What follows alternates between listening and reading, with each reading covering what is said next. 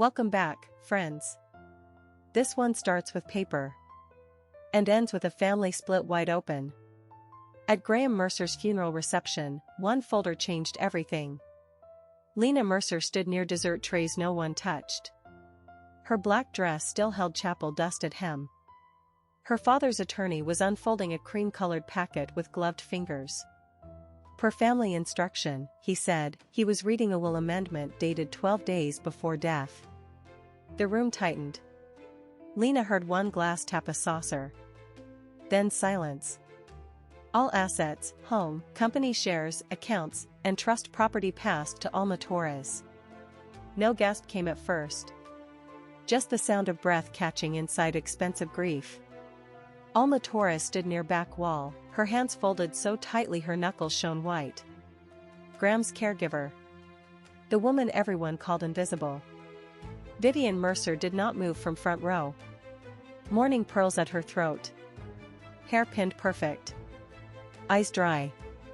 Her voice carried more force than a shout. "Read it again," she said. But the attorney did not. He only held the page steady and kept reading. Lena's mother turned her face just enough to look at her. Not with surprise. With warning. As if Lena had already failed some test no one named. Privately, Vivian said, calm and lethal. "Your father was not well. He made changes late. We will sort this privately." That word hit like a slap. Because there was no private left in Mercer family. Not with 40 guests watching. Not with family friends listening from folding chairs. Not with a daughter who had been told for years she was too emotional to trust her own memory. Lena looked at Alma. Alma looked down. And in that small, terrible bow of the head, Lena saw fear. Not guilt. Then Lena noticed something on the packet in attorney's hand. A blue wax fleck. Faded. Cracked. Same color as the hospice binder she had seen on her father's desk the week he died. She took one step forward. The room seemed to lean with her. "Where did you get that paper?" 3 days earlier, Lena had already been told not to make a scene. Vivian said it before the service, before the flowers, before the grief had even cooled.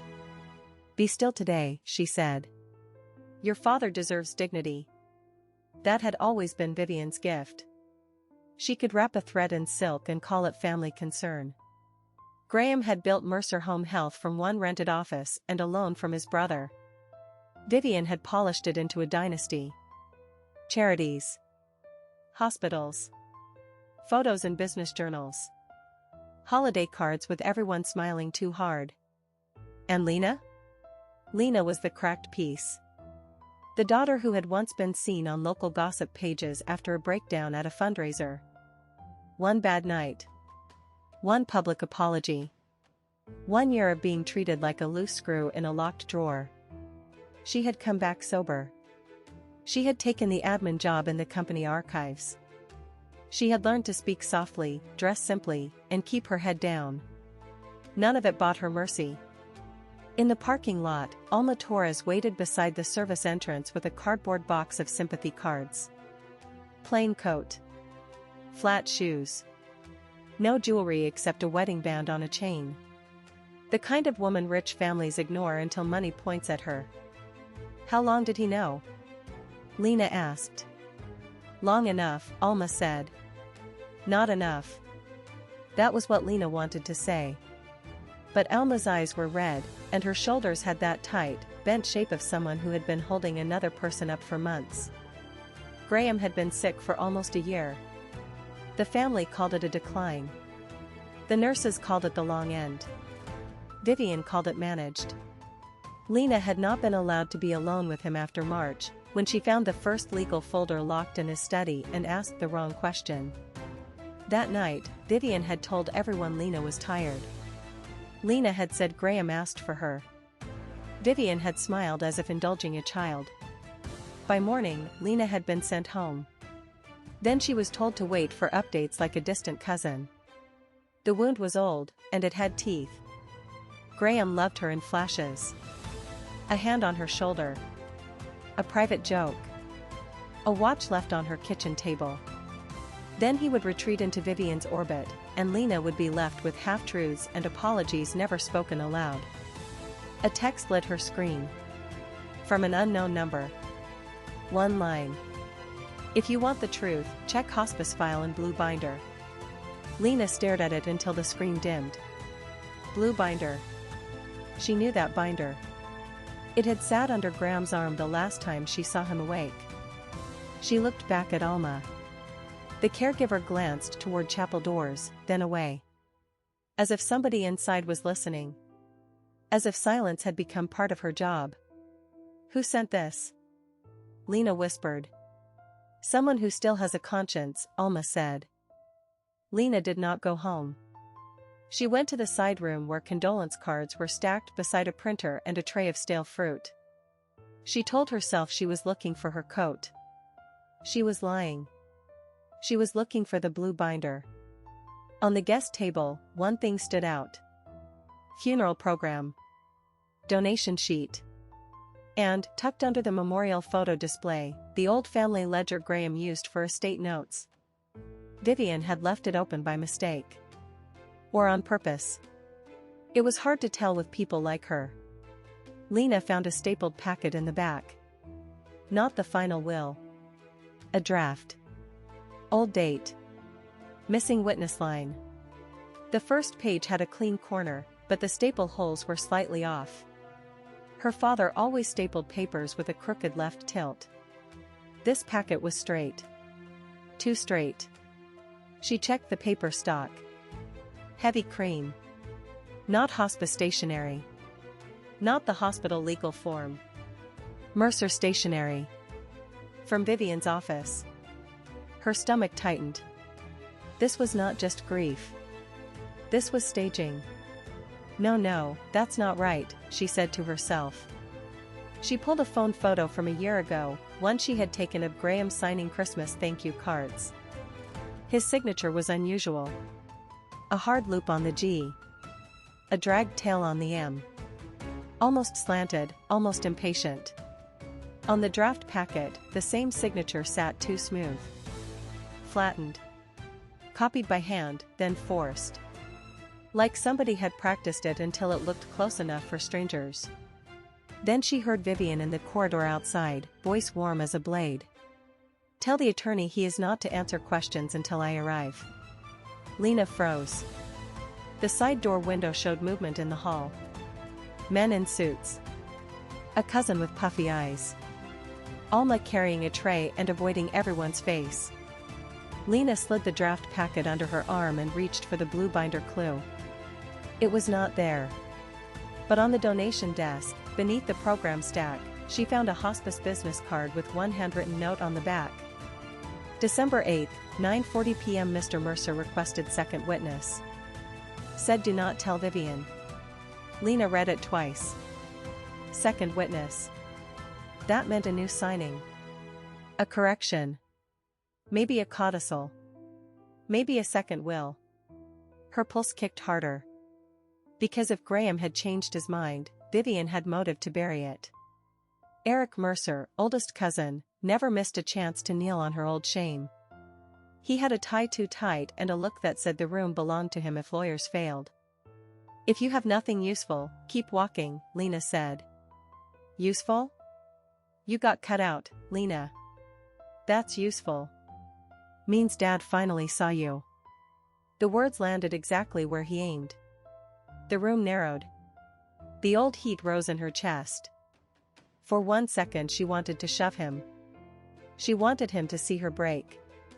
Instead, she held the card harder. That was the first cost. Not pride. Control. Then the copier beeped again. One page slid out by mistake from the staff tray. A scanned copy of a witness log. And on the bottom, in neat clerk handwriting, was Alma's name. Next to Graham's final signature date. The second will was real. Or something real enough to kill the family over. I need that binder, Lena said. Vivian found her before Lena found the binder. Of course she did. Women like Vivian never waited for facts if reputation could do the work first. She crossed the dining room in black silk and grief pearls, and the room bent around her. Lena. Sweetheart. Come sit down. Sweetheart. That was the trap. It sounded tender. It was a leash. No, Lena said. You're upset, Vivian said, smiling with her mouth only. Understandable. But now is not the time to upset guests with questions. Guests. Not family. That was another tell. Vivian never spoke about kin when audience would do. She wanted the room. She wanted the optics. She wanted grief arranged like flowers in a vase. Eric leaned against a sideboard. Aunt Marlene dabbed her eyes with a linen napkin she had not needed 10 minutes earlier. The attorney sat stiffly by the wall, looking at his legal pad like it might save him. Alma remained near the doorway, half in shadow, not allowed to claim a chair. Your father was clear, Vivian said, lower now, sharper. He was worried about your state. He asked me to protect you from yourself. That line. There it was. Vivian had saved it for a room. Lena felt the old humiliation flare hot behind her ribs. Public, polished, impossible to deny. Her mother was offering everyone a version of Lena they could safely pity. That's what you said when I asked to see him alone, Lena said. Because you were unstable, Lena. You still are. One bad night does not make you entitled to the company or the house. A hush went around the room. Not because Vivian was right. Because everyone had heard the same rumor for years, and rumors are lazy things. They love a woman with a cracked edge. Lena did not raise her voice. She lifted the draft packet instead. Then explain why this will use as Mercer office paper. Where did you steal that? Vivian said. Steal. Of course. The word came fast, because accusation works best when the crowd is already trained to suspect the woman in question. Lena felt every eye shift. The room wanted her to flinch.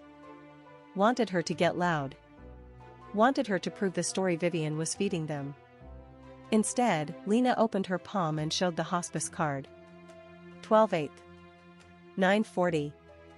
Second witness. You knew about it. Vivian's expression moved only once. Not fear. Calculation. A tiny tightening at the jaw. There it was. The crack. He changed his mind, Vivian said. He was confused. You know he was confused. He was not confused, Alma said. The room turned toward Alma like metal to a magnet. She seemed surprised by her own voice. But once spoken, the words hung there. Strong. Unforgiving. Alma, Vivian warned.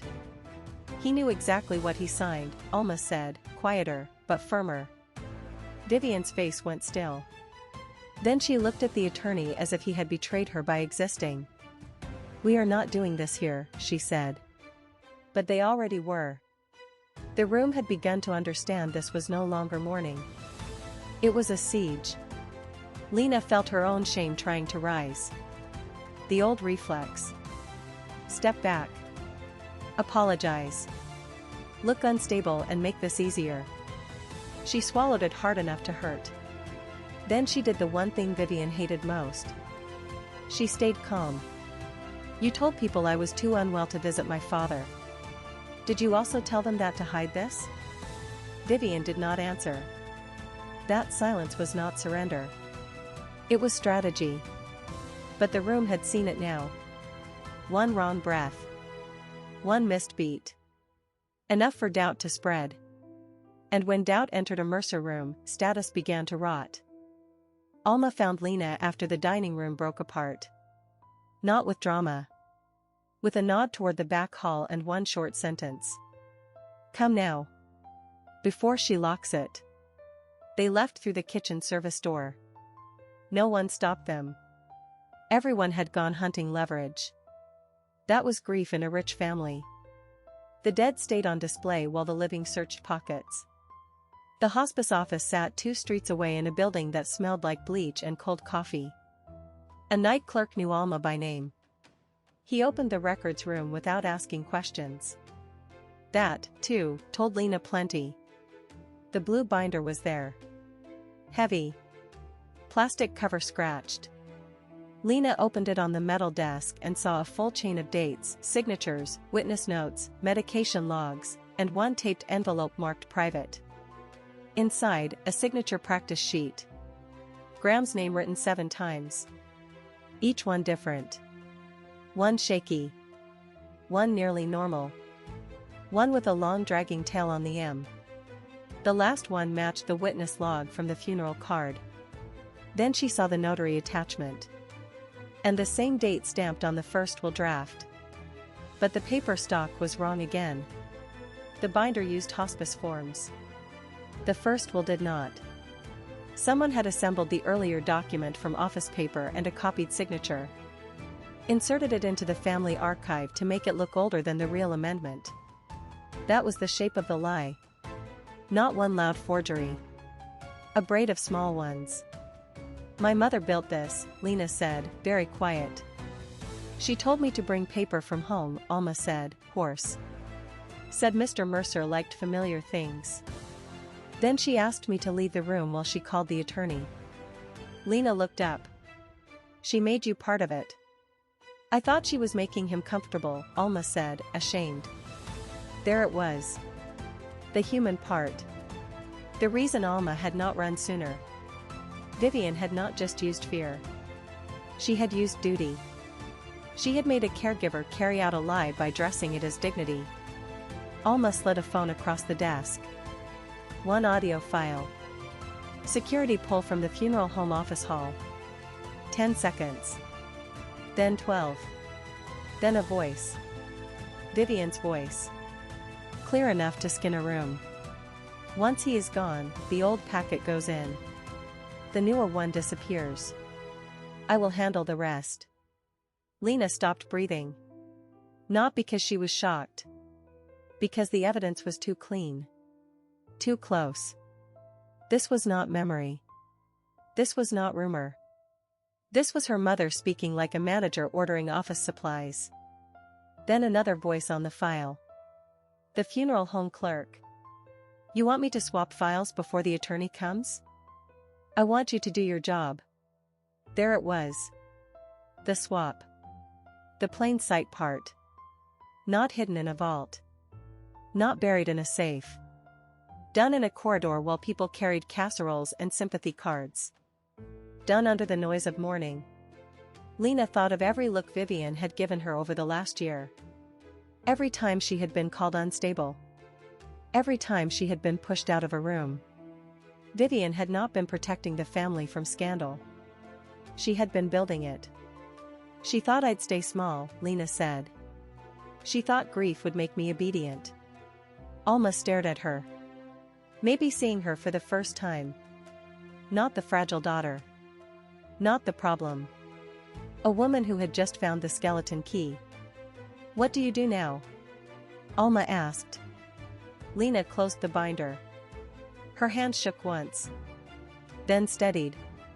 She made the choice that would cost her something. She called the county probate clerk from the office phone and reported a disputed amendment, naming the attorney, the notary, and the hospice record chain. That call would set off alarms. It would also mean there was no way back into family peace. She did not care. Not anymore. By the time Lena returned, the funeral hall felt different. Not warmer. Worse.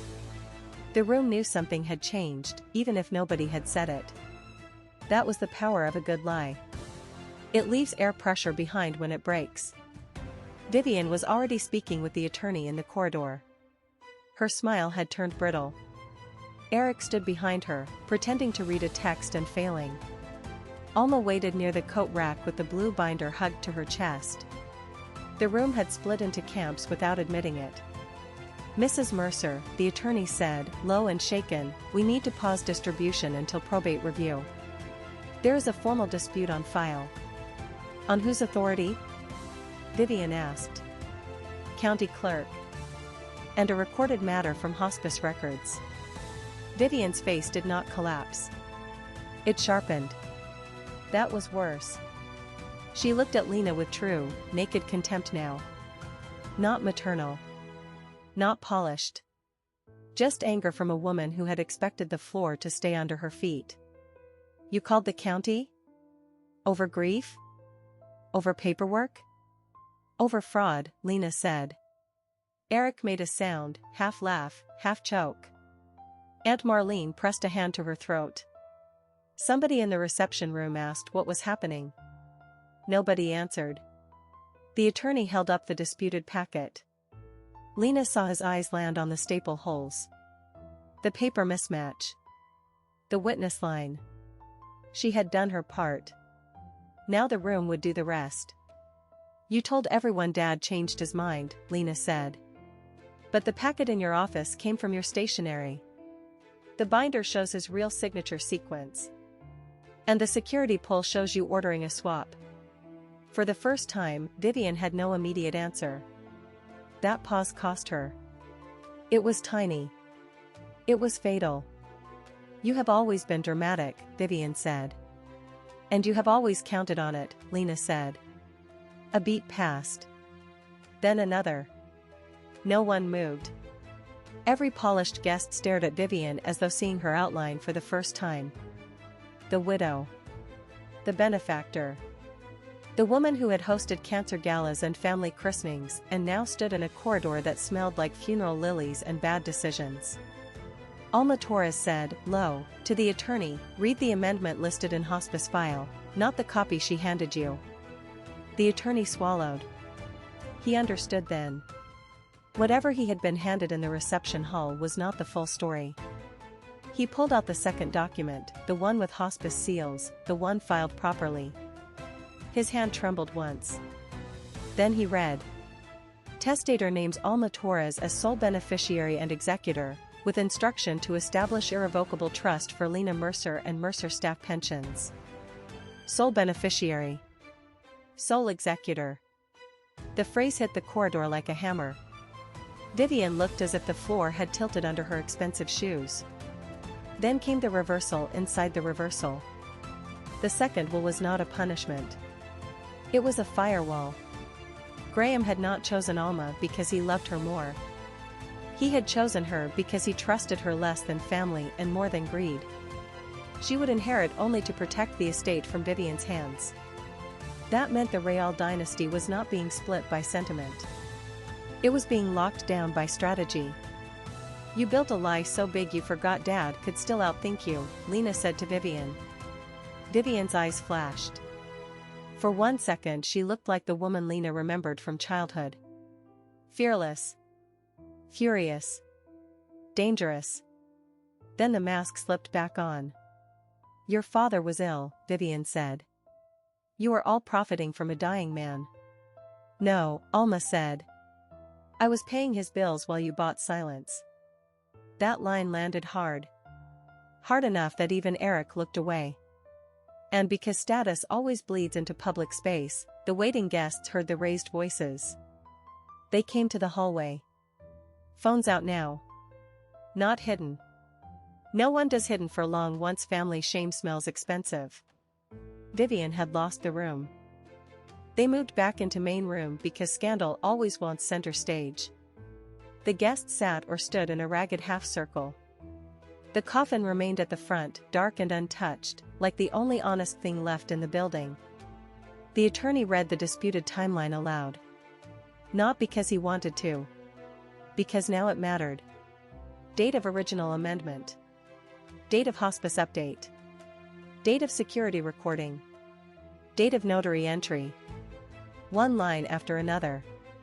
Each line dried up Vivian's argument a little more. There is sufficient evidence the earlier packet was assembled from copied signature material and office stationery after the hospice update was executed, he said. Copied signature material. Office stationery. The words sounded so clean for something so ugly.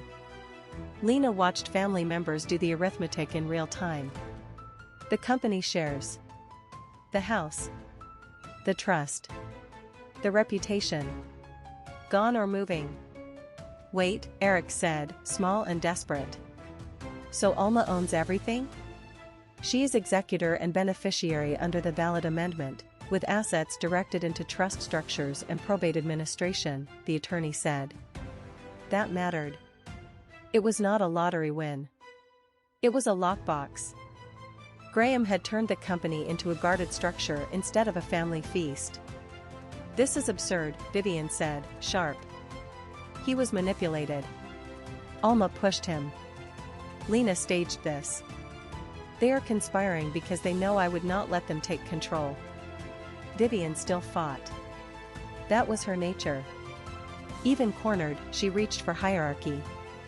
She wanted the room to remember her as the keeper of order, not the woman who forged a funeral lie. Lena stepped forward and set the blue binder on the table. The thud was small. The effect was not. Open it, she said. The attorney did. Inside, clipped to the hospice notes, was Graham's own letter. 1 page. Handwritten. Not dramatic. Worse. Practical. I know what Vivian is willing to do to keep control. I know what Lena has survived. Alma will guard the estate. Lena will receive the trust. No one else gets to rewrite this after I'm gone. The room went still. Graham had not written with sentiment. He had written with damage in mind. He had seen his wife clearly. He had seen his daughter clearly too. That was the sting inside the mercy. He had loved Lena, but he had also known she would need protection from the same family that wounded her. He knew, Lena said. He knew all of it. Her voice changed on that line. Not broken. Changed. Like something inside her finally stopped apologizing for existing. I am not keeping this for myself, Alma said to the room. It goes into trust. Staff pensions first. Lena second. That is what he asked for. That choice mattered. It kept Alma from becoming another monster in the story. She had inherited the power, yes. But not the greed. That distinction saved her. And it left one moral argument alive for anyone watching online later. Should Lena get more, because she was blood and had suffered? Or did Graham do right by the woman who stayed and paid his bills? The room could not settle that. Comments would rage for days. Vivian saw the shift and understood she had lost more than money. She had lost authorship. Nobody in that room was buying her version of the family anymore. Security arrived next. Then a county deputy. The attorney asked Vivian to surrender her phone and leave the records room. Her mouth opened once. Closed. Opened again. Nothing came out. Then, for the first time all night, Vivian looked old. Not ruined. Old. That was different. Harder. Human. You think this fixes anything? She asked. No, Lena said. It tells the truth. The room exhaled together. By midnight, people were gone. The guests. The cousins. The cameras. The deputy. What stayed was quieter and sharper. Paper trails. Legal notices. A mother escorted out under witness. A daughter with a trust folder in her hand and no appetite for victory. Alma signed the temporary transfer papers at a folding table beside the cloakroom. Her hand shook only once. Then they steadied. She looked exhausted, but not broken. That mattered too. The woman everyone had called staff now held the keys to a company that had tried to erase her. He said you would hate me at first, Alma said. I did not hate you, Lena said. I hated what it meant. That was the truth she could live with. Not spotless. Not noble. She had resented Alma because Alma had been chosen. It was ugly, and it was human, and it would probably haunt her for years. Outside, Vivian waited in a county car under a yellow light. No cuff. No dramatic arrest. Just consequence moving slower than rage. She had lost the house for now. Lost the company vote. lost the room. Worst of all, she had lost the illusion that she could control the family story forever. Lena stepped into the corridor where Graham's framed portrait had hung for years. Someone had already taken it down. A nail remained in plaster. A blank mark. It looked almost like a missing tooth. On the cloakroom shelf sat one last object. Graham's wristwatch. The one he used to tap when he wanted Lena to sit down and listen. Alma had tucked it into a clear envelope with a note. For Lena. Play on car ride home. She sat in the back of her car before she opened it. Cold leather. Rain beginning on windshield. One click of the clasp. Inside, not a speech. Not an apology. A voice memo. Short. Graham's voice, rough and tired. If Vivian does what I think she will. Take the binder. Do not let her make you believe you were the problem.